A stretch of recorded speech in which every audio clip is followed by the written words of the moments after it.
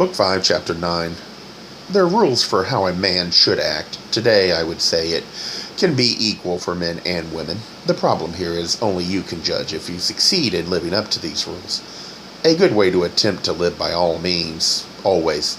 This chapter could easily infringe on free will, however, if society tries to enforce a majority version of right and wrong. Groupthink can be dangerous, and sometimes it can turn on even those that are meaning no harm. Kolbrin Bible, Book 5, Book of Manuscripts, Chapter 9, The Half Scroll of Jessop. MAN 9:1. A man is not a man in the eyes of God according to the standards of men, but according to the standards of God. MAN 9:2. A man is silent and calm. He stands steady like a rock amidst the tumult of raging waters. He bears himself patiently before the temper of a wrathful man, and controls himself in the presence of a fool. MAN 9:3.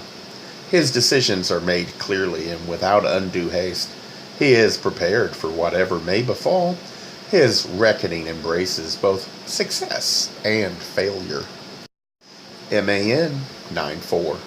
A man judges all men equally by one standard and expects each to act according to his capacity.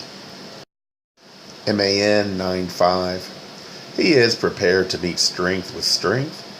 He does not shirk the issue with violent men, nor does he suppress his wrath when the cause is just. MAN 9:6. A man safeguards his reputation and challenges those who would steal it from him. MAN 9:7. He is prudent and wary. He is not easily beguiled. He weighs all things in his mind and concludes all things by reasoning. MAN 9:8. A man receives the stranger with hospitality and politeness. He gives generously to the needy and eases the burden of the heavy laden. MAN 9:9. He is cheerful under difficulties, and his face is never sullen or mean. MAN 9:10. A man never fawns upon his superiors, nor does he oppress his subordinates. He is neither a hypocrite nor a coward. MAN 9:11. He does not mock the afflicted, and his arm is ready to their assistance. If he sees evil men at work, he does not turn aside. MAN 9:12. A man is impartial in his dealings. He is fair and just to all men. MAN 9:13. He understands the duties and responsibilities of a man and places these before his own welfare. He does not seek the places of pleasure when there is a task at hand. MAN 9:14. A man befriends the friendless and oppressed. He supports the man in want. He respects the aged and infirm. He acts for the ignorant and shields them from the designs of crafty men. He instructs the unlearned. MAN 9:15. He makes peace when the peace is just, and war when the war is justified. MAN 9:16. A man never betrays a friend, nor does he avoid him in his time of trouble. His friendship is not a thing of thistledown, to be blown away before the first puff from the winds of adversity. MAN 9:17. He is vigilant in the cause of justice, and swift to right a wrong. MAN 9:18. A man acknowledges his ignorance and welcomes the teacher. He is ever eager to learn.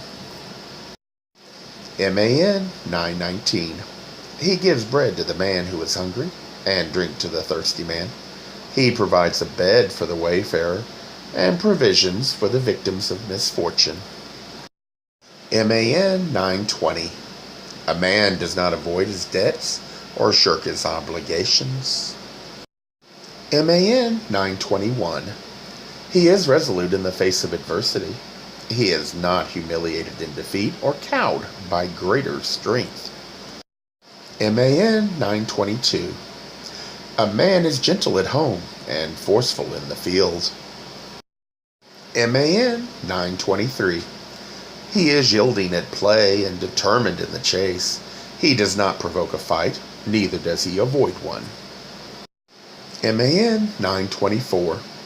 A man remembers his manhood at all times. A man who is a man treats a woman as a woman.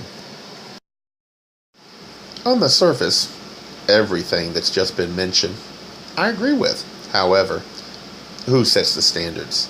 Often it is society, and while it is necessary for society to be healthy, it should not be used as a straitjacket to enforce the majority view.